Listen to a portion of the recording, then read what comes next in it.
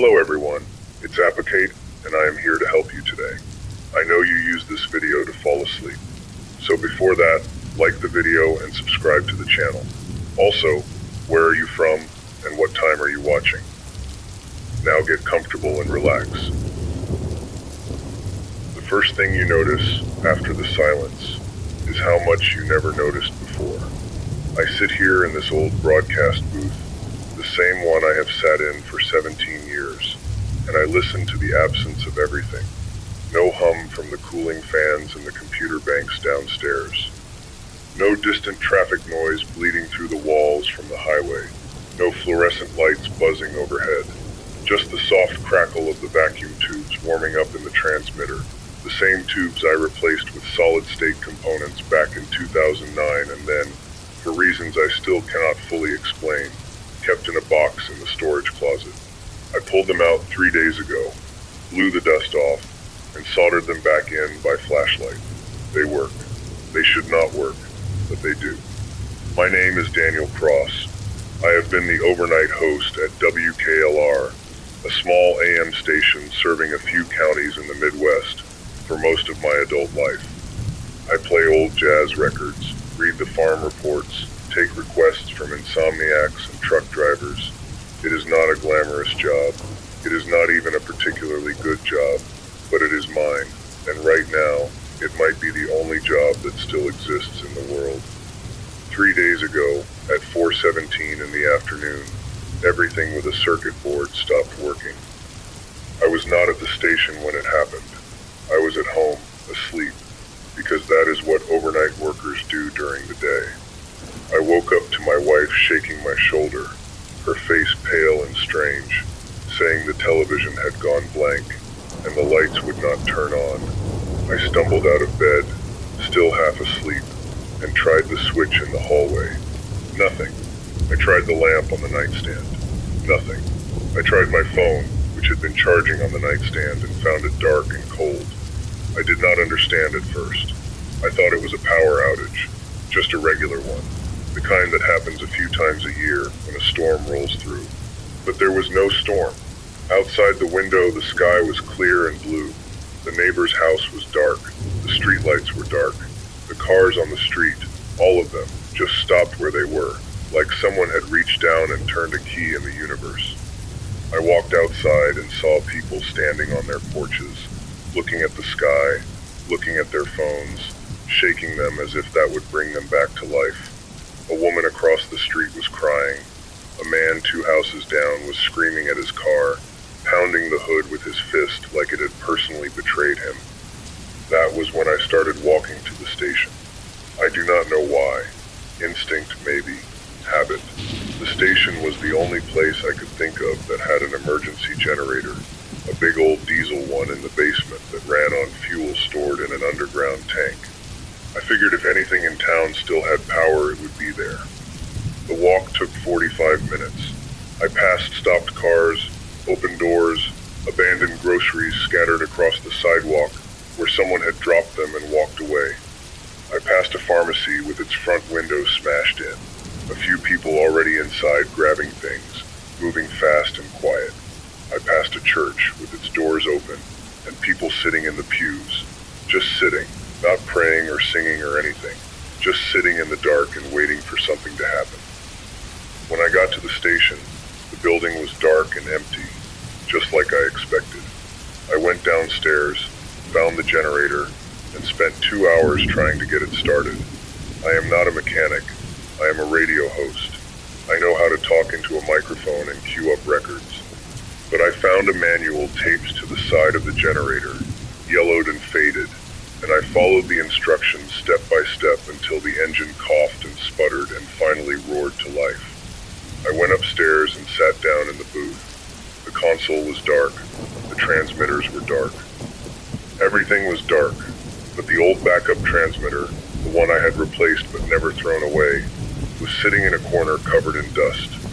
I dragged it onto the desk, connected it to the generator, and started flipping switches. One by one, the vacuum tubes began to glow.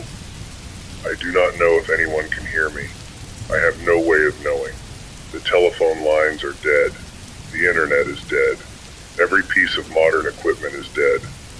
This old transmitter, this relic from the 1970s, is alive.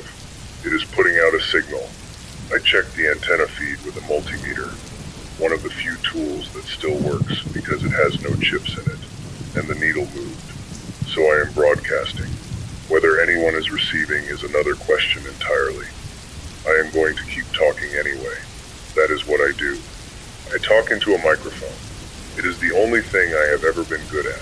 So here I am, talking into a microphone, in a world where no one can call for help, no one can check the news, no one can do anything except sit in the dark and wait.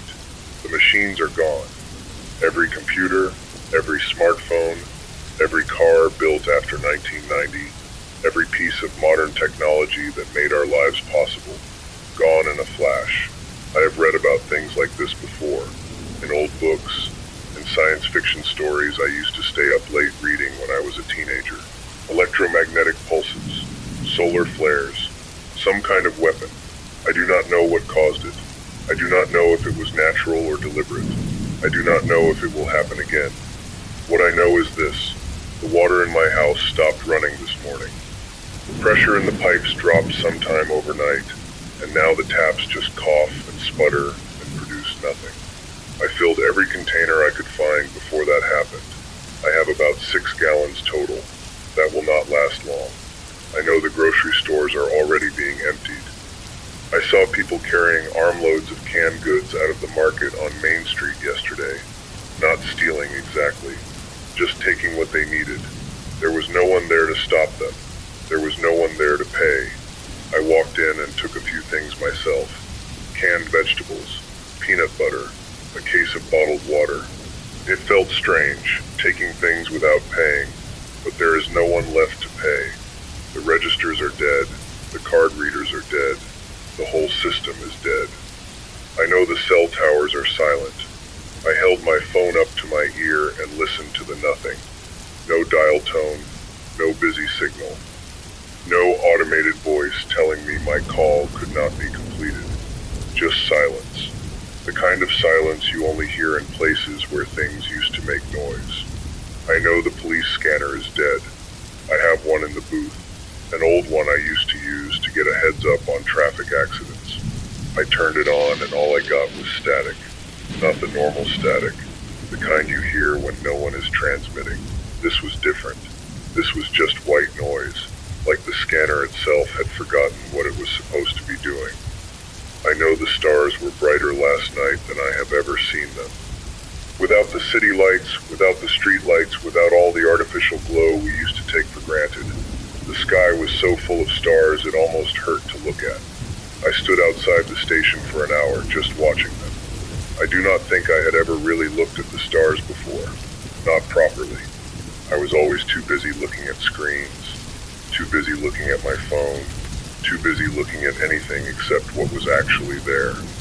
I am not going to pretend I know what comes next. I do not. No one does. The old certainties, the ones we all built our lives around, they are gone. There is no power grid. There is no supply chain. There is no government, at least not in any form that matters to people like me. There is just this room, this microphone, this transmitter, and whatever is left of the world outside. I am going to keep broadcasting. I do not know why. It feels like the only thing left to do. Maybe no one is listening. Maybe I am just talking to empty air. But there is something about speaking out loud, about putting words into the silence, that makes me feel less alone. It makes me feel like I am still connected to something, like I am still part of a world that matters. If you can hear me, if there is anyone out there who can pick up this signal, I want you to know that you are not alone. I know that sounds hollow. I know it sounds like something a person says when they do not know what else to say. But I mean it. I am here. I am still here. And I am going to stay here, in this booth, talking into this microphone, for as long as I can. There is a clock on the wall above the door. It is a battery-powered clock, the kind with hands and a face, no chips, no digital display. It says 7:23 a.m. I do not know if that is accurate. I have not wound it in days. But it is the only clock I have that still works, so I am going to trust it. 7:23 in the morning. Day 3. The world is quiet and dark and waiting, and I am here, in this booth, with my voice, and my records, and my transmitter. I am going to play a record now, something old, something simple, something that reminds me of a time when things made sense. It is a jazz record, Miles Davis, Kind of Blue. I have played it 100 times on this station, maybe 1,000. I used to think I was tired of it. I used to think I had worn it out. But right now, listening to that trumpet come through the speakers, it sounds like the most beautiful thing I have ever heard. That is all for now. I will be here. I am always here. This is Daniel Cross, WKLR, broadcasting from somewhere in the middle of nowhere after everything stopped working. If you can hear me, stay safe, stay calm, and try to remember the stars. The battery in the clock finally died sometime during the night. I woke up in the dark, the generator humming its low, steady hum downstairs, and I looked up at the wall and saw the hands frozen at 11:47. I do not know if that was AM or PM. I do not know if it was yesterday or today. I have lost track of time in a way I did not think was possible. I used to live my life by the clock, every minute accounted for, every hour scheduled. Now I look at the sky and try to guess. I think it is morning. The light coming through the window has that pale gray quality, the kind you get just before sunrise. I have been sitting here for a while, just listening to the quiet. It is strange how loud quiet can be. There is the generator, of course, that constant rumble below my feet.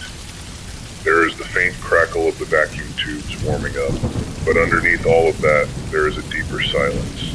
The silence of a world that has stopped moving. No engines, no machinery, no hum of electricity in the walls, just the sound of my own breathing and the occasional creak of the building settling. I went outside this morning, just for a few minutes, just to see what was out there. I do not know why I expected anything different. The streets were empty. The cars were still there, sitting where they had died 3 days ago, their windows fogged with condensation. A dog was walking down the middle of the road, a golden retriever with a collar but no person attached to it. It looked at me, wagged its tail once, and kept walking. I thought about calling out to it, but I did not. I do not know why. Maybe I was afraid of breaking the silence. Maybe I was afraid it would come to me and I would have to figure out how to take care of it. And I can barely take care of myself right now. I walked to the end of the block and looked down Main Street. It was strange seeing it so empty. I have lived in this town for 23 years. I have seen it in the morning, in the afternoon, and the middle of the night. I have seen it bustling with people, and I have seen it deserted after midnight. But I have never seen it like this. It looked like a movie set, like someone had built a perfect replica of a small town and then forgotten to put the people in it. The diner at the corner still had its neon sign, dark now, hanging over an empty parking lot. The hardware store had its doors wide open, and I could see inside, see the shelves of tools and paint cans and light bulbs that no one would ever buy. The light bulbs. That was the part that got me. All those light bulbs, sitting on their shelves, waiting for someone to screw them in and give them a purpose. And no one would ever do that. No one would ever need a light bulb again. I walked back to the station and sat down in the booth and tried to think about what I was going to do. I have been avoiding that question for 3 days. I have been telling myself that I am here to broadcast, that I am doing something important, that my voice matters. And maybe it does. Maybe someone is out there, listening to this, taking comfort from it the way I took comfort from the stars that first night. But I cannot live on comfort. I cannot eat comfort. I cannot drink it. The fuel in the generator tank is running low. I checked it yesterday, and I checked it again this morning, and it is lower than I would like. I have maybe 4 or 5 days left, if I am careful. After that, the transmitter goes silent. After that, I am just a man sitting in a dark room with no one to talk to. I do not know what I am going to do after that. I have been trying not to think about it, but the thought keeps creeping in, the same way the cold creeps in through the windows at night. I can feel it, this pressure building at the edges of my mind.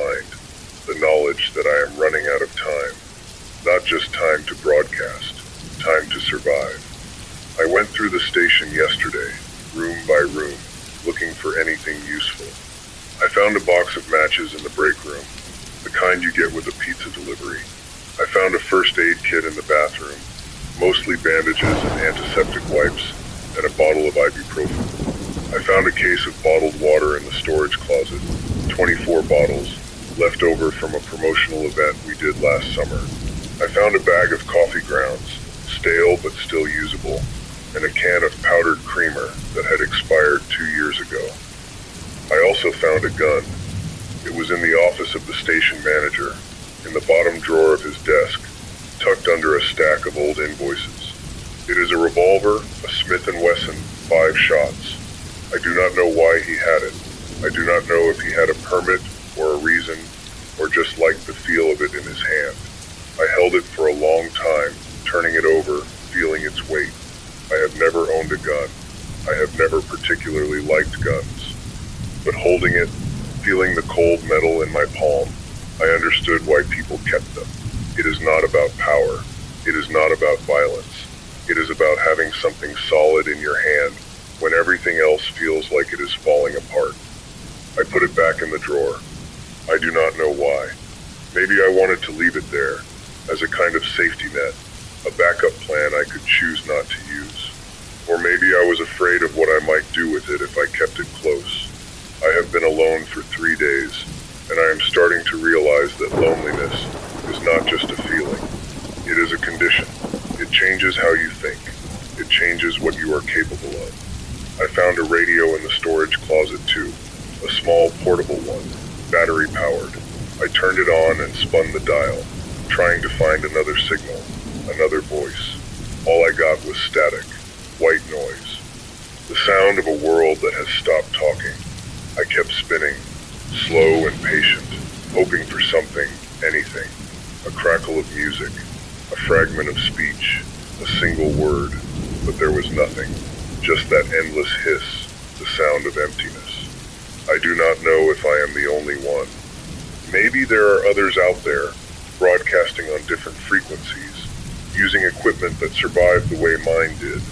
Or maybe I am the last one. Maybe I am standing in a room full of dead equipment, talking to a silence that will never answer back. I thought about that for a long time last night. I sat in the booth and I played records and I talked, because that is what I do. But underneath the words, underneath the music, there was this constant question. What if no one is listening? What if I am just a voice in the dark, speaking to no one, saying things that will never be heard?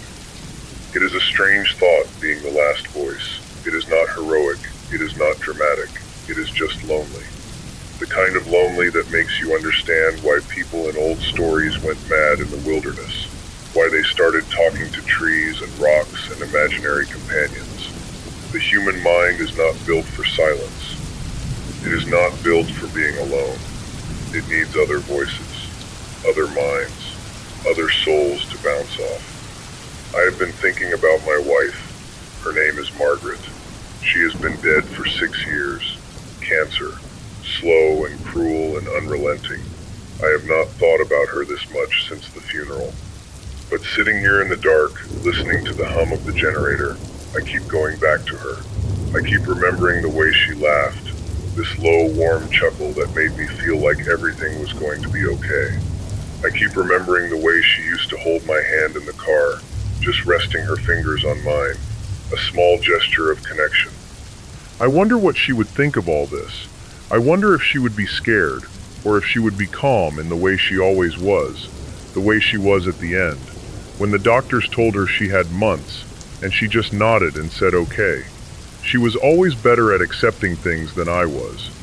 She could look at a terrible situation and find a way to live with it. I am still learning how to do that. The sun is fully up now. I can see it through the window, a pale orange disk rising over the rooftops. It is going to be a cold day. I can feel it in my bones, that particular chill that settles in when the weather turns. I do not have much in the way of warm clothes, just the jacket I was wearing when I left the house, a thin windbreaker that does not do much against the wind. I need to think about what comes next. I need to make a plan. I need to find more fuel for the generator, more food, more water. I need to figure out where I am going to go when this building stops being a refuge and starts being a trap. But right now, sitting here in the booth, looking at the frozen clock on the wall, I do not feel like planning. I feel like playing a record. Something quiet, something sad, something that matches the grayness of the morning. I found a body today. It was not the first one I have seen. I saw them on the first day, scattered along the streets. People who had been driving or walking or standing when the pulse hit and their bodies gave out. Heart attacks, mostly I think. Pacemakers that stopped working. Insulin pumps that went silent. The sudden absence of the machines that were keeping them alive. I saw a woman sitting in her car, her hands still gripping the steering wheel, her eyes open and staring at nothing. I saw a man lying on the sidewalk outside the pharmacy, clutching his chest, his face frozen in an expression of surprise. But those were the first day. Those were the ones who died when the world changed. The body I found today was different. It was not a heart attack. It was not a pacemaker. It was a man who had been shot. I found him behind the diner, slumped against the dumpster, his legs splayed out in front of him like he had been sitting there, and then just tipped over. There was blood on his shirt, a dark stain spreading from his chest down to his belt. His eyes were closed, which was a small mercy. I did not want to see his eyes. I stood there for a long time, just looking at him. I did not know his name. I did not recognize his face. He was a stranger, someone I might have passed on the street a dozen times without noticing. And now he was dead, in an alley behind a diner, shot by someone I also did not know. I thought about what that meant. I thought about the world we were living in now, the world that had been waiting underneath the old one all along, the world where people would kill each other for food, for water, for the simple terror of being alone. The world where survival was not about cooperation, but about competition, where the strong took from the weak, and the weak died in alleys behind diners. I walked away from the body. I did not know what else to do. I could not bury him. I had no shovel. I could not report it. There was no one to report it to. I just walked away and tried to forget what I had seen. I did not forget. I have been sitting here for hours, and I cannot forget. The image keeps coming back to me, that dark stain on his shirt, the way his legs were splayed out, the casual sprawl of a body that no longer cared about dignity. I keep thinking about who might have done it, another survivor, desperate for something the man was carrying, or maybe just someone who had given up, who had decided that the rules of the old world no longer applied. I do not know. I will never know. But it changed something in me. I cannot pretend anymore that this is just a disaster, a temporary interruption before things go back to normal. This is the new normal. This is what the world is now, and I have to decide what I am going to do about it. I went back to the station manager's office and opened the bottom drawer again. The gun was still there, cold and heavy, exactly where I had left it. I picked it up and held it for a long time. Then I put it in my jacket pocket. I do not know if that was the right decision. I do not know if I will ever use it. I do not know if it will make me safer or put me in more danger. All I know is that the world has changed, and I have to change with it. I cannot be the man I was 3 days ago, the man who believed that the world was fundamentally safe, that bad things happen to other people in other places. That man is gone. That man died in an alley behind a diner, just like the stranger I found there. The generator is still running. I checked the fuel gauge and it is lower than I thought. I have maybe 3 days left, maybe 2.5. After that, I am in the dark. After that, I am just a man with a gun and a pocket full of matches and no idea where to go. I need to find more fuel. I need to find more food. I need to find a reason to keep going. I have been thinking about what I would do if I knew I was going to die. Not hypothetically, not in the abstract way I used to think about death. I mean really die, like the man behind the diner, alone and forgotten in a place where no one would ever find me. What would I want to do with my last hours? What would I want to say? I would want to talk about the things that mattered, not the big things, not the grand gestures and the heroic speeches. I would want to talk about the small things. The way the sun looks when it rises over the fields in the summer. The sound of rain on the roof of my house. The way my wife used to hum when she was cooking. A low, tuneless sound that I used to find annoying and now would give anything to hear again. I would want to say that I was sorry. Sorry for all the times I was distracted. All the times I was looking at screens when I should have been looking at people. Sorry for all the things I did not say. All the words I kept locked inside me because I was afraid of what they would sound like out loud. Sorry for being scared. Sorry for being lonely. Sorry for being human. I would want to say that I was grateful. Grateful for the life I had, even the hard parts, even the parts that broke me. Grateful for the people who loved me, who saw me for who I really was and chose to stay. Grateful for the music, the books, the art, all the beautiful, useless things that made existence bearable. But I am not going to die tonight. I am not going to die tomorrow. I am going to keep talking, keep broadcasting, keep trying to find a way forward in a world that has forgotten how to move. I am going to keep looking for other voices, other survivors, other people who are just as scared and confused and determined as I am. I turned on the portable radio again this morning, the one I found in the storage closet. I spun the dial slowly, listening to the static, hoping for something. And for a moment, just a moment, I thought I heard something. A voice, maybe, or music, or just a pattern in the noise that sounded like human speech. I held my breath and listened, but it was gone. It was probably nothing. Wishful thinking, the brain trying to impose order on chaos. But I keep thinking about it. I keep thinking about what it would mean if there was someone else out there, someone else broadcasting, someone else sitting in a booth like mine and talking into a microphone, in the hope that someone was listening. I do not know if that is real. I do not know if it was just my imagination. But I am going to keep listening. I am going to keep hoping. I walked to the hardware store today, the one on Main Street, the one with the open doors and the shelves full of things that no one will ever need. I walked through the aisles, looking for anything useful. I found a camping stove, the kind that runs on small propane canisters.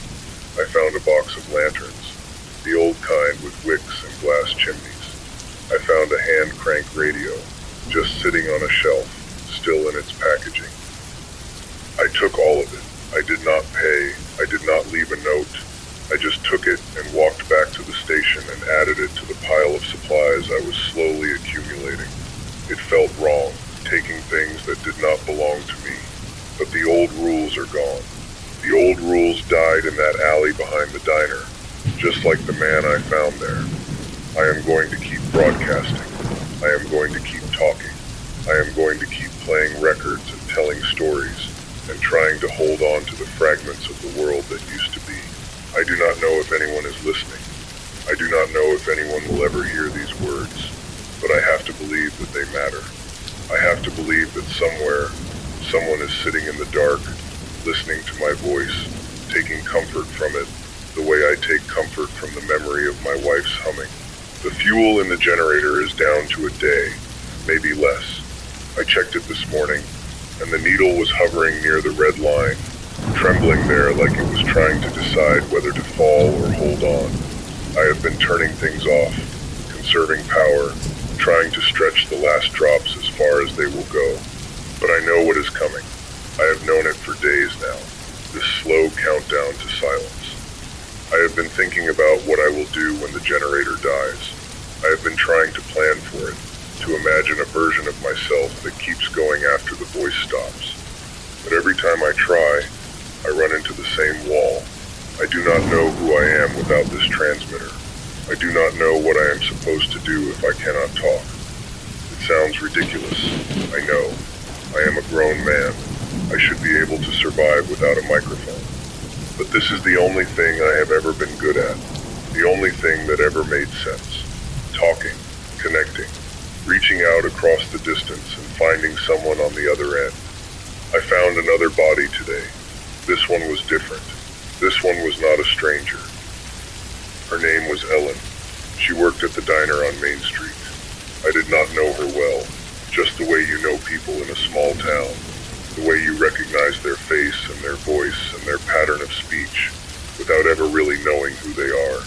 She always smiled when she took my order. She always remembered that I liked my coffee black, no sugar. She always called me honey, in that warm way that made me feel like I was not just a customer, but a person. I found her in the diner, sitting at a booth near the window, her head resting on her folded arms like she had fallen asleep. Her eyes were closed, her face was peaceful. There was no blood, no sign of violence, just a woman who had sat down and decided not to get up again. I stood in the doorway of the diner and looked at her for a long time. I did not go in. I did not want to disturb her peace, but I could not look away. She looked so tired, so worn down, like she had been carrying something heavy for a very long time and had finally put it down. I thought about what must have been going through her mind, the loneliness, the fear, the slow realization that no one was coming, that the world she had known was gone and would never come back. She had made a choice, a quiet one, a private one. She had sat down in her regular booth and closed her eyes and decided that she was done. I do not judge her for it. I do not think I have the right. I do not know what she had been through. I do not know what she had lost. I do not know what her life was like before everything fell apart. Maybe she had been holding on for a long time, even before the pulse. Maybe this was just the final straw, the last reason to keep going. I walked back to the station and sat down in the booth and tried to find the words to describe what I had seen, but the words would not come. I just sat there, in the silence, listening to the generator hum and thinking about Ellen. I am scared. I have been scared since the first day, but it has been a manageable fear, the kind you can push down and ignore if you keep yourself busy. Now it is not manageable. Now it is a constant presence, a weight on my chest that makes it hard to breathe. I am scared of the silence. I am scared of the dark. I am scared of what happens when I run out of things to say. I am scared of becoming like Ellen, just sitting down somewhere and deciding that I am done. But I am also scared of becoming like the other man, the one behind the diner. I am scared of what I might do to survive, what lines I might cross, what person I might become when the hunger gets bad enough and the fear gets loud enough. I have been thinking a lot about the line between who I was and who I am becoming. The line between a good person who helps others and a scared person who only cares about himself. I used to think that line was clear, that I would know exactly where it was and exactly when I was crossing it. Now I am not so sure. Now I think that line is blurry, shifting, different for every person and every situation. I went to the hardware store again today. I do not know why. I did not need anything. I just wanted to be somewhere that was not the station, somewhere that felt like it belonged to the old world.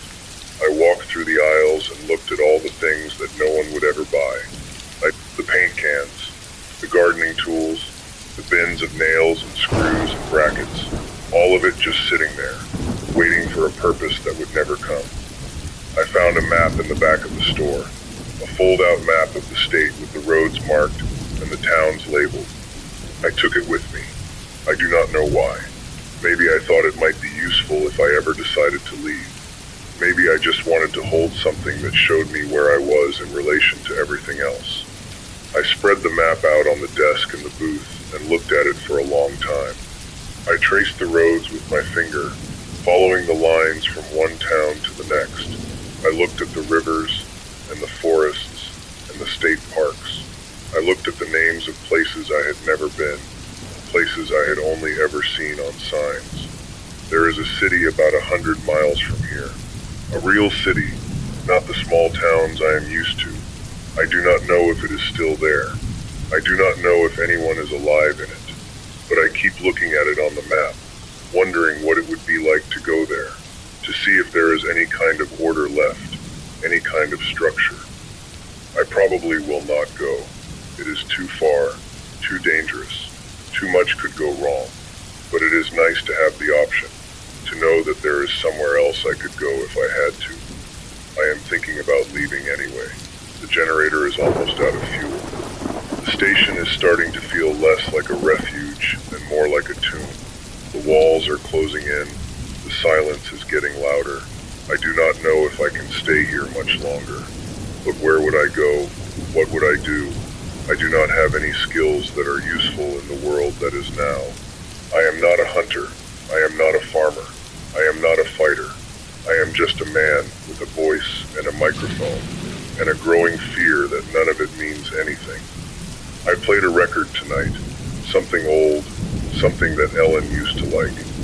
She told me once, when the diner was quiet and she had time to talk, that she loved the old jazz records I played on the overnight show. She said they reminded her of her father, of sitting with him in his study and listening to the scratchy recordings he collected. She said it was the only time she ever felt safe. I played that record for her. I played it, and I thought about her sitting in that booth, her head on her arms, her eyes closed. I thought about her father, wherever he was, whatever he had taught her about music and safety and the things that made life bearable. I thought about all the things she would never get to do, all the songs she would never hear again. I am not going to be like Ellen. I am not going to sit down and give up. I am going to keep talking, keep broadcasting, keep trying to find a way forward. I do not know what that way looks like. I do not know if it exists, but I am going to try. I am going to try for Ellen. I am going to try for the man behind the diner. I am going to try for everyone who has already given up, everyone who could not find the strength to keep going. This is Daniel Cross, WKLR, still broadcasting, still searching, still trying to find a reason to believe. If you can hear me, please tell me I am not the only one. Please tell me there is something out there worth living for. Please tell me that the silence is not the only thing that is left. The generator died this morning. I knew it was coming. I had been watching the gauge for days, watching the needle creep closer and closer to the red line. But knowing something is coming does not make it any easier when it finally arrives. I was in the middle of a broadcast, talking about something I do not even remember now, some memory or observation that seemed important at the time. And then the hum stopped, just like that. One moment it was there, a constant presence in the background, and the next moment it was gone. The lights went out, the transmitter went silent. The whole building fell into a darkness so complete, I could not see my own hand in front of my face. I sat there in the dark for a long time. I did not move. I did not speak. I just sat there, in my chair, in the booth, in the silence. I tried to remember what it felt like to have power, to have light, to have a voice that could reach beyond these walls. But the memory was already fading, replaced by the reality of the present. I have a flashlight. I found it in the storage closet, one of those big heavy ones that takes D batteries. I turned it on and swept the beam around the room. The booth looked different in that harsh white light, smaller somehow, less like a command center and more like a cage. The microphone sat on the desk, dark and useless. The turntable was still. The records were stacked in their sleeves, waiting for a needle that would never drop. I walked through the building, room by room, with the flashlight. Everything was still. Everything was quiet. It felt like walking through a museum, a place where people used to live and work, but no longer did. The break room had a coffee cup on the counter, a dried brown ring at the bottom. The office had a calendar on the wall with the dates crossed off, ending 3 days before the pulse hit. The hallway had a photograph of the station staff, a group of smiling faces from some long-ago Christmas party. I looked at their faces and tried to remember their names. I could not. I went downstairs to the generator room. The engine was still warm, the metal casing radiating a faint heat. I stood there and looked at it, this machine that had kept me alive for a week, this machine that had given me a voice when everything else had gone silent. I felt like I should say something to it, something respectful, something that marked the end of its service. But there were no words. There was just the silence and the fading warmth. I went back upstairs and sat down in the booth again. I put the flashlight on the desk, aimed at the ceiling, so the room was filled with a soft, reflected glow. I looked at the microphone. I looked at the turntable. I looked at the records. All those records. All those songs that had been recorded by people who were probably dead now, in a world that was probably gone. I do not know what to do next. I have been sitting here for hours, trying to figure it out. The plan I had, the loose plan I had been holding on to, was built entirely around the generator. Stay here, keep broadcasting, keep talking, keep hoping someone would hear me. But the generator is gone, and the broadcasting is gone, and the hope is starting to feel like a luxury I cannot afford. I have food. Not much, but enough for a few days. Canned vegetables, peanut butter, a box of crackers that are more crumbs than crackers at this point. I have water, maybe a gallon and a half left. I have the gun, still in my jacket pocket, still unused. I have the flashlight, its batteries slowly draining with every moment I keep it on. I need to decide what to do with these things. I need to decide where to go, what to do, who to be. The decisions I make now, in this moment, are going to determine whether I survive or become another body in another alley. I thought about Ellen again today. I thought about the way she looked, sitting in that booth, her head on her arms, her eyes closed. I thought about how peaceful she seemed, how calm, how certain she had made a choice. She had decided that she was done, and there was something almost admirable about that, the clarity of it, the refusal to keep fighting a fight that had already been lost. But I am not Ellen. I am not ready to be done. I do not know why. I do not know what I am holding on to. Maybe I just want to see what happens next. Maybe I want to know if there is anything left out there, any fragment of the world I used to know. Maybe I am just too stubborn to give up. I took the map out of my pocket and spread it on the desk again. I traced the roads with my finger, following the lines from one town to the next. There is a town about 30 miles from here, a place I have never been. It is not on the main highway. It is not a place anyone would pass through on the way to anywhere else. It is just a dot on the map, a collection of buildings and roads and people who might or might not still be alive. I think I am going to go there. I do not know why. Maybe I just want to see if there is anything left. Maybe I want to prove to myself that I can still move, still choose, still act. Maybe I just want to get out of this building, away from the silence and the dark and the ghost of my own voice. I packed a bag, not much, a change of clothes, the remaining food and water, the flashlight, the gun, the map, a book I found in the break room, a worn paperback with a cover that has long since faded. I do not know why I packed the book. It is not the kind of thing you need when you are trying to survive, but it was there, and it felt wrong to leave it behind. I am going to leave in the morning. I want to get a good night's sleep first, if I can manage it. I want to wake up with the sun and start walking while the light is strong. I do not know how long the walk will take. I do not know if I will find anything at the end of it, but I have to try. I am scared. I am more scared than I have been since the first day, since I woke up to a world that had stopped making sense. But there is something else too, something I did not expect. There is a feeling I cannot quite name, a sense of purpose that was not there before. The generator dying was a loss, a real one, but it was also a release. It freed me from the illusion that I could just wait this out, that I could sit in a booth and talk until the world came back to me. The world is not coming back. I have to go to it. I do not know what I will find out there. I do not know if I will find anything at all, but I am going to go anyway. I am going to walk into the silence and see what happens. This is Daniel Cross. This is my last broadcast from WKLR. The transmitter is dead, the generator is dead, and the voice that has been talking to you for a week is about to go silent. But I want you to know that I am still here. I am still alive. I am still trying. If you can hear me, if you have been listening, if my voice has meant anything to you in these dark days, I want you to know that I am not giving up. I am going to keep walking. I am going to keep searching. I am going to keep hoping that somewhere out there, someone else is doing the same thing. I am going to turn off the flashlight now. I am going to sit in the dark and wait for the morning.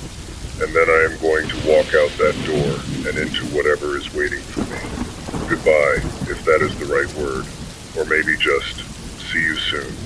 I left the station this morning. I stood in the doorway for a long time, looking back at the building, trying to commit it to memory. The faded sign, the cracked windows, the door I had walked through 100 times without ever really seeing it. I did not know if I would ever come back. I did not know if I would ever see any of it again. The sun was just coming up, a pale yellow light that felt more like a promise than a reality. I started walking. I did not have a plan beyond the map in my pocket and the vague idea of heading toward the town 30 miles away. I did not know what I would find there. I did not know if I would find anything at all, but I started walking. The first few hours were strange. I kept expecting to see other people, to hear other voices, to find some sign that I was not alone. But the streets were empty. The houses were dark. The whole world felt like a stage after the audience had left. I passed the diner on my way out of town. I stopped and looked through the window. Ellen was still there, still sitting in her booth, still resting her head on her arms. I wanted to go in. I wanted to sit down across from her and talk to her, even though she could not answer. I wanted to tell her that I understood, that I knew why she had made the choice she made, that I did not think any less of her for it. But I did not go in. I just stood there for a moment, saying a silent goodbye, and then I kept walking. The road out of town was a 2-lane highway, the kind that cuts through farmland and forests and small clusters of houses. There were cars on it, dozens of them, all stopped in the middle of the road like someone had paused the world mid-motion. I walked between them, weaving in and out, looking at the things people had left behind. A child's shoe, a half-eaten bag of chips, a phone, its screen dark, abandoned on the dashboard. I thought about the people who had been in these cars. Where were they now? Were they still alive somewhere out there, struggling to survive like me? Or were they gone, their stories ended, their bodies waiting to be found in some ditch or field? I did not know. I would never know. The sun rose higher as I walked. It was warm, warmer than it had been in days, and I took off my jacket and tied it around my waist. The road stretched out ahead of me, empty and silent, and I kept walking. I did not have anything else to do. I found the first body about 2 hours into my walk. It was a man, middle-aged, lying face down on the side of the road. There was no blood, no sign of violence. He had just fallen and not gotten up. I stood there for a moment looking at him, and then I walked around him and kept going. There was nothing I could do for him. There was nothing I could do for any of them. I found more bodies as the day went on, some alone, some in groups, some lying in the middle of the road like they had just stopped moving and decided to stay. I stopped counting after a while. It did not seem to matter. The dead were everywhere, and the living were nowhere. I found a house that was still intact, its door closed, its windows whole. I decided to stop there for the night. I opened the door and walked inside. It was a small house, neat and clean, the kind of house where someone had taken care of their things. The kitchen had a table with 2 chairs, a vase of dried flowers in the center. The living room had a couch and a television that would never turn on again. The bedroom had a bed with a quilt made by hand, the stitches small and careful. I sat down on the couch and closed my eyes. I was tired, more tired than I had realized. Walking had taken more out of me than I expected. I had not eaten since the night before, and the peanut butter and crackers in my bag were starting to look like a feast. I ate my dinner in the dark. I did not want to use the flashlight unless I had to. I wanted to save the batteries for emergencies. So I sat there in the dark, eating peanut butter off a cracker, and trying not to think about all the things I had lost. I thought about the station. I thought about the booth, the microphone, the records. I thought about the generator, the way it had hummed, the way it had kept me company in the silence. I thought about all the words I had said, all the words I would never say again. I thought about the town I was walking toward, the one on the map, the one I had never seen. I did not know if it would be any different from the town I had left. I did not know if there would be anyone there, but I had to keep walking. It was the only thing I knew how to do. I slept on the couch that night. It was a good couch, soft and warm, and I slept better than I had in days. When I woke up, the sun was already high in the sky, and I felt something I had not felt in a long time. I felt rested. I felt like I could keep going. I left the house and started walking again. The road stretched out ahead of me, the same empty road, the same dead cars, the same silence. But something had changed. I did not know what it was. Maybe I had just slept enough. Maybe I had just decided that the fear was not going to stop me. I walked for another 2 hours. The sun was hot and the road was long, and my legs were starting to ache. I was thinking about stopping for a rest, finding some shade, drinking some water, when I saw something that made me stop. It was smoke, a thin column of gray rising into the sky, miles ahead, maybe more. It was not the kind of smoke you see from a wildfire. It was too thin, too controlled. It was the kind of smoke that comes from a chimney. I stood there for a long time, just watching it. My heart was beating faster than it had in days. I had not seen any sign of human life since I left the station. I had started to believe that I was the only one left, the last voice in a world of silence. But now there was smoke, and smoke meant fire, and fire meant people. I started walking again, faster this time. The smoke was in the direction of the town on my map. It had to be. I did not know if the people who made that smoke were friendly or hostile, if they would welcome me or drive me away.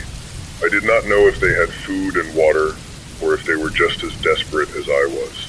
But I was going to find out. I was going to walk into that town and see what was waiting for me. The smoke grew closer as I walked. I could see it now, rising from a cluster of buildings at the edge of the road. I slowed down, trying to be careful, trying to see what I was walking into. I could see shapes moving near the buildings. People, real living people. I could hear voices, distant and indistinct, but voices nonetheless. I stopped at the edge of the town and stood there, watching. I did not know what to do.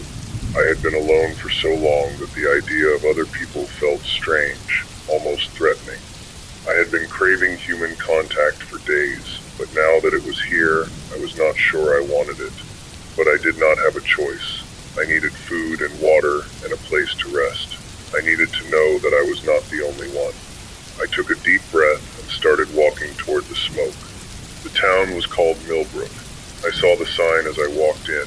A faded green rectangle with white letters that had been chipped and weathered by years of sun and rain. Millbrook. Population 2,400. That number meant nothing now. I did not know how many of those 2,400 were still alive. I did not know if any of them were. The smoke was coming from a building near the center of town, a large brick structure that looked like it had once been a school. I walked toward it slowly, trying to stay calm, trying to remember that these were just people, just survivors like me. But my heart was beating fast and my hands were shaking, and I could not make them stop. I saw them before they saw me. A group of people, maybe a dozen, gathered around a fire pit in the yard of the school. They were cooking something, a pot hanging over the flames, steam rising into the cold air. They were talking, their voices low and indistinct. They looked normal. They looked like people who had just been living their lives, who had somehow found a way to keep going. I stood at the edge of the yard and watched them for a moment. I did not know what to say. I had not spoken to another person in a week. The words felt strange in my mouth, foreign, like a language I had not used in years. but I had to say something. I had to let them know I was there. I cleared my throat. It came out louder than I intended, a harsh sound that cut through the quiet. The group turned. They looked at me. I saw their faces shift, surprise and wariness, and something that looked almost like hope. A woman stepped forward, a gray-haired woman with a worn face and steady eyes. "Hello," she said. She did not sound scared or angry. She just sounded tired, like me. "Hello," I said. My voice cracked. I had not used it in days. Not really. Not to speak to anyone but myself. "My name is Daniel. I walked from the next town. I saw the smoke and I thought I would see if there was anyone here." The woman nodded. She looked me up and down, taking in my jacket, my bag, my worn-out shoes. She did not seem alarmed by what she saw. She seemed almost relieved. "Welcome to Millbrook," she said. "My name is Rosa. We do not get many visitors these days." She gestured for me to come closer. I walked into the yard, into the circle of people, into the warmth of the fire. They were all looking at me, these strangers, these survivors. I could see the questions in their eyes. "Who are you? Where did you come from?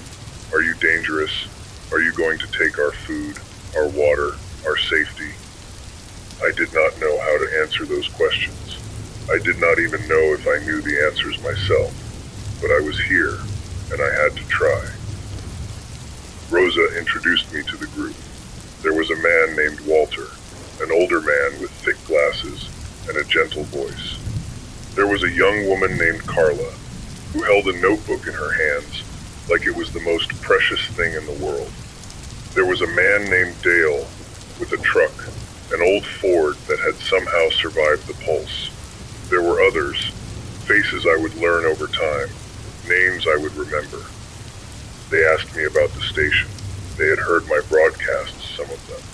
Not many, not consistently, but enough to know that I was out there, that someone else was still talking. Rosa said my voice had given them hope, had made them feel less alone in the darkness. I did not know how to respond to that. I had been broadcasting into silence, not knowing if anyone could hear. The thought that they had heard, that they had listened, that my voice had meant something to them. I had to sit down. I was not ready for that. They gave me food and water. Real food, not just the scraps I had been living on. A bowl of soup made from vegetables and some kind of meat, warm and filling. I ate it slowly, trying to make it last, trying to remember what it felt like to be full. They let me rest by the fire, let me sit and warm my hands and feel the heat on my face. I started to relax. The tension I had been carrying for a week, the constant vigilance, the fear of every sound and shadow started to ease. I was not safe, not really. I did not know if I would ever be safe again, but I was not alone. That made all the difference. The sun started to go down and the fire grew brighter. The group gathered around it, talking, sharing stories, trying to make sense of a world that no longer made sense. I listened. I did not say much. I did not know what to say, but I listened, and I felt something I had not felt in a long time. I felt like I belonged. Rosa sat down next to me. She looked at me with those steady eyes, the eyes of someone who had seen too much and kept going anyway. "You were alone for a long time," she said. It was not a question. "Yes," I said, "I was." "It changes you," she said, "being alone. It changes how you think, how you see the world. You start to forget that there are other people, that you are part of something bigger than yourself." I nodded. I knew what she meant. I had felt that change, had felt myself becoming smaller, more closed, more cut off. I had been forgetting that there was a world outside my own head, that other people still existed, that I was not the last one left. "But you are here now," she said. "You walked out of that alone place and found us. That takes courage." I did not feel courageous. I felt scared and tired and uncertain, but I had walked. I had taken the first step, and maybe that was what courage meant. Not being afraid, just walking anyway. I stayed with the group that night. They gave me a place room with a blanket and a pillow. I lay there in the dark, listening to the sound of other people breathing, other people shifting in their sleep, and I felt something I had not felt in a week. I felt safe, not completely, not fully, but enough. The next morning, I woke up to the sound of voices and the smell of cooking. I got up and walked outside, into the yard, into the light. Rosa was there, with Walter and Carla and the others, getting ready for another day in a world that had stopped making sense. "Good morning," Rosa said. She smiled. It was a small smile, tired and worn, but genuine. "Good morning," I said. I meant it. I did not know what would happen next. I did not know if I would stay in Millbrook or keep walking or find some other path. But I was here, and I was alive, and I was not alone. For now, that was enough. This is Daniel Cross, still walking, still searching, still hoping. But not alone anymore, not alone. I want to tell you, whoever you are, wherever you are, that there are still people out there. There are still voices, still communities, still sparks of light in the darkness. I found them, and if I can find them, so can you. I have been in Millbrook for 3 days now. It feels longer. It feels like I have been here forever, like the station and the walk and the silence were all part of some other life, some other person I used to be. But I know it has only been 3 days. I count the sunrises. I count the sunsets. I keep track, even when it feels pointless. The group here is small, about 20 people, give or take. Some came from the town itself, survivors who banded together when everything fell apart. Others drifted in the way I did, walking along empty roads, following smoke or instinct, or the faint hope of finding someone else alive. We are all different. We are all the same.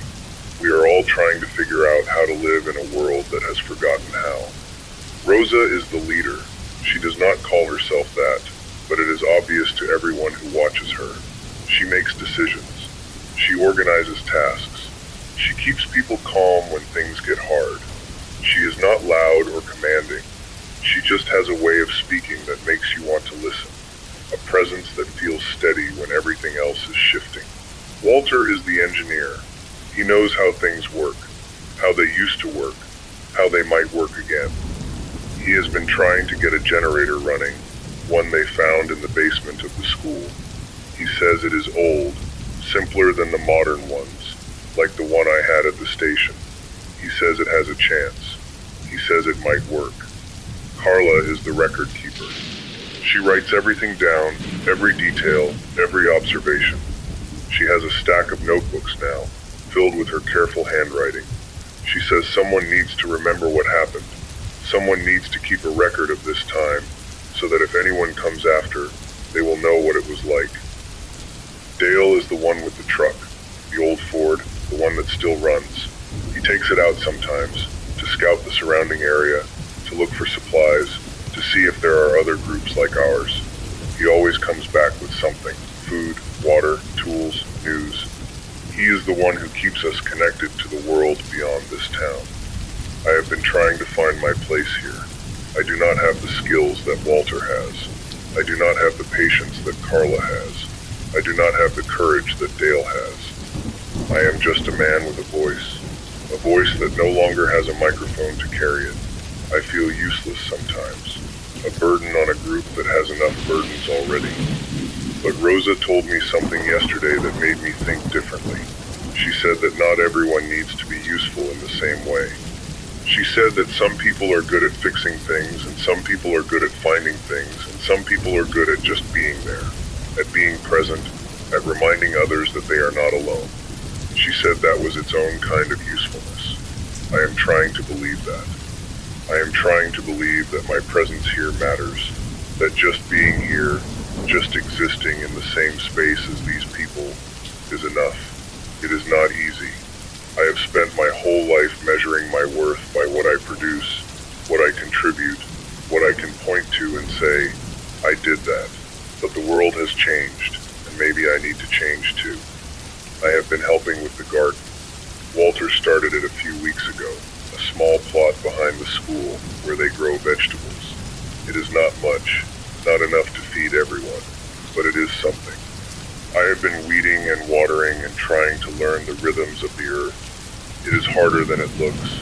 It is more patient than I am, but I am learning. I have been helping with the fire too, gathering wood, feeding the flames. It is simple work, physical work, the kind of work that does not require thought or skill. I like it. It keeps my hands busy and my mind quiet. And I have been talking. That is what I do, after all. I talk. I tell stories. I share memories. I keep the past alive in the present. The others seem to like it. They gather around the fire at night and listen to me talk about the old world, the one we all lost. They ask questions. They share their own memories. We are building something together, a shared history, a collective story. I think about the station sometimes. I think about the booth and the microphone and the records. I think about the voice I used to have, the one that reached out into the silence and tried to find an answer. That voice is gone now, buried with the generator, buried with the transmitter, but I still have a voice. I still have words. I still have something to say. Last night, Rosa asked me if I wanted to start broadcasting again. There is an old radio in the school, a ham radio that Walter has been trying to fix. He thinks he can get it working. He thinks he can make it transmit. Rosa said I could use it if I wanted. I could talk again, reach out again, try to find other voices in the dark. I said yes. I did not even hesitate. I said yes because I could not imagine saying no. I said yes because the voice is who I am, and I cannot stop being who I am, even in a world that has stopped listening. Walter is working on the radio now. He says it will take a few days, maybe a week. He says he is close, that he just needs to find a few more parts. I do not understand the technical details. I just understand that soon I might be able to talk again, to reach out across the silence and find someone on the other end. It is strange being here, strange and good and hard. I miss the station sometimes. I miss the solitude, the quiet, the simple rhythm of talking into a microphone. But I do not miss the loneliness. I do not miss the feeling of being the only one left. I have people now. I have community. I have a place. I do not know what the future holds. I do not know if Millbrook will survive, if we will find enough food and water to last the winter. I do not know if there are other groups out there, other survivors, other voices. I do not know if the world will ever be the way it was, but I know I am not alone. I know I have found something valuable, something worth holding on to. I know that the voice I have, the one that reaches out across the darkness, is still here, still speaking, still trying. I am going to keep talking. I am going to keep walking. I am going to keep hoping. That is all I can do. That is all any of us can do. This is Daniel Cross, still here, still trying, still searching for a way forward. If you can hear me, if there is anyone out there listening, please know that you are not alone. There are people here, in Millbrook, and there are people somewhere else, and there are voices reaching out across the silence. Keep listening, keep hoping, keep believing that something is out there, waiting to be found. This is Daniel Cross, signing off from Millbrook, from a world that has changed but not ended. I will be back soon. I will keep talking. I will keep reaching out. Stay safe, stay strong, stay alive. The radio is working. Walter finished it yesterday, after a week of tinkering and muttering and disappearing into the basement for hours at a time. He came up the stairs with a look on his face that I had not seen before, something between exhaustion and triumph. He said it was ready. He said I could try it. I sat down in front of the radio and looked at it. It was old, older than anything I had ever used, a relic from a time when radios were built to last.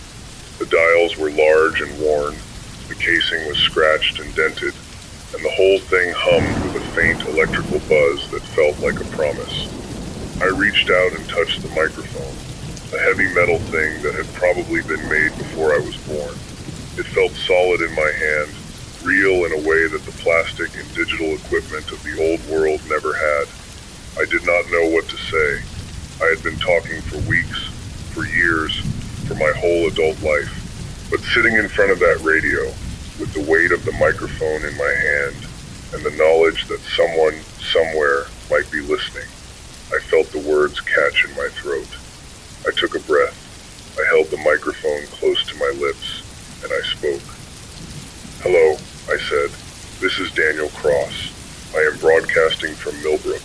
If anyone can hear me, please respond." I let go of the transmit button and listened. There was nothing, just the soft hiss of static, the sound of a world that had gone silent. I waited. I counted to 10. I counted to 20. There was nothing. I tried again. I gave the frequency and the time and the location. I told them who I was and where I had come from and what I had found. I told them about Millbrook, about Rosa and Walter and Carla and Dale. I told them that there were people here, that there was a community, that they were not alone. And then I waited again. The static hissed. The silence stretched. I was about to give up, to hand the microphone back to Walter and admit that it had not worked, when something happened. A voice came through the speaker. It was faint, crackling, distorted by distance and interference. But it was a voice, a human voice, a voice that was not mine. "This is Millbrook," the voice said. "We hear you. We are here." I sat there, frozen, my hand still gripping the microphone. The voice was a woman's, young and clear, with an accent I did not recognize. I did not know who she was or where she was from or how she had survived. But she was there. She was real. She was talking to me. "Who is this?" I said, my voice shaking. "Where are you?" "My name is Sarah," the voice said. "I am in a town called Green Valley. It is about 70 miles east of you. We have been listening to your broadcasts for weeks. We thought you were gone. We thought we were the only ones left." I closed my eyes. I felt something in my chest, a tightness that had been there for so long I had forgotten it. It loosened, just a little, just enough to let me breathe. "We are still here," I said. "We are still here, and we are not going anywhere." Walter was standing behind me, his hand on my shoulder. Rosa was there too, and Carla, and a few others who had gathered to watch. I could see the tears in their eyes, the same tears that were in mine. We had found something. We had found someone. We were not alone. Sarah told us about Green Valley. It was a small town, smaller than Millbrook, with maybe a dozen survivors. They had been struggling, just like us, trying to find food and water and a way to keep going. They had heard my broadcasts from the station, the ones I had made before the generator died. They had heard my voice in the silence, and it had given them hope. They had thought I was gone when the broadcast stopped. They had thought they were the only ones left, but they had kept listening, kept hoping, kept believing that someone else was out there. And now they had found us. We talked for an hour, maybe more. I told them about Millbrook, about our garden and our wells and our small community. Sarah told me about Green Valley, about their struggles and their triumphs. We shared information, ideas, hopes. We made plans to stay in touch, to coordinate, to build something together. When I finally put down the microphone, I felt lighter than I had in weeks. The weight that had been pressing down on my chest, the weight of loneliness and fear and uncertainty, had lifted, just a little. I was still scared. I was still uncertain, but I was not alone. I had never been alone. There were people out there, people like me, people who were fighting to survive. That night, we gathered around the fire and talked about what we had learned. Rosa said we should try to establish a network, a way to connect with other groups like Green Valley. She said that together we could share resources and knowledge and support. She said that was the only way we were going to survive, not by isolating ourselves, but by reaching out. Walter agreed. He said the radio could reach further than we thought, that with a better antenna and more power, we could talk to people across the state. maybe even further. He said it was worth trying, worth investing our time and energy into. I sat there, listening to them talk, and I felt something I had not felt in a long time. I felt hope, real hope, not the desperate kind that I had been clinging to, but the solid kind, the kind that comes from knowing that you are part of something bigger than yourself. I do not know what comes next. I do not know if Green Valley will survive, or if Millbrook will, or if any of us will make it through the winter. But I know we are not alone. I know there are other voices out there, other people reaching out across the darkness. And that knowledge, that simple knowledge, is enough to keep me going. I am going to keep talking. I am going to keep reaching out. I am going to keep trying to build something, even in the ruins of the old world. The snow came yesterday. It started in the afternoon, a few flakes drifting down from a gray sky, and by evening the ground was covered in a thin white blanket. I stood at the window of the school and watched it fall, watched it transform the world into something soft and quiet and clean. It felt like a fresh start, a new beginning. It felt like the world was trying to tell us something. We have been in touch with Green Valley for 3 weeks now. Sarah and I talk every day, sometimes twice a day, sharing news and information and the small details of our lives. She has become a friend, a voice in the darkness that I have come to rely on. We have started to plan, to think about what comes next, to imagine a future that does not look like the past. The network is growing. Walter has been working on the radio, improving it, extending its range. He has made contact with 2 other groups, one to the north and one to the south. They are small, like us, struggling to survive, but they are there. They are real. We are not alone. I think about the station sometimes, the old station with its dead generator and its silent microphone. I think about the voice I used to have, the one that reached out into the void and found no answer. That voice is gone now, replaced by something different, something stronger, something that knows it is not speaking into emptiness. The garden is still growing, even in the cold. Walter built a small greenhouse, a frame covered in plastic sheeting, and the vegetables inside are thriving. We will not starve this winter, not if we are careful, not if we work together. I have found a new purpose here. It is not the same as the old one, not the voice in the silence, not the lonely broadcaster reaching out to an empty world. It is something more grounded, more real. I help with the garden, I help with the fire, I help with the children, the few who are still here, who still remember what it felt like to go to school and play with friends. I tell them stories, old stories from the world that was, and I watch their eyes light up with wonder. Last night, Rosa gathered us all together around the fire. She stood in the middle of the circle, her face illuminated by the flames, and she spoke to us about the future. She said that we had survived the worst of it, the first shock, the chaos, the fear. She said that what came next was up to us, that we could build something new, or we could let the old world drag us down. She said we should keep going. She said we should keep hoping. She said we should keep reaching out to each other, across the distance, across the silence, across the fear. I looked around the circle at the faces of the people I had come to know. Walter, with his steady hands and his patient eyes, Carla, with her notebooks and her careful words, Dale with his truck and his courage, and Rosa, the woman who had welcomed me into her community, who had given me a place when I had nowhere else to go. I thought about all the people I had lost, all the voices that had gone silent. Ellen, sitting in her booth with her head on her arms. The man behind the diner, his body slumped against the dumpster. All the others, the ones I had found and the ones I had never known, all of them gone, all of them part of a world that no longer existed. But I was still here. We were still here, and that counted for something. I do not know what the future holds. I do not know if we will survive the winter, or the next one, or the one after that.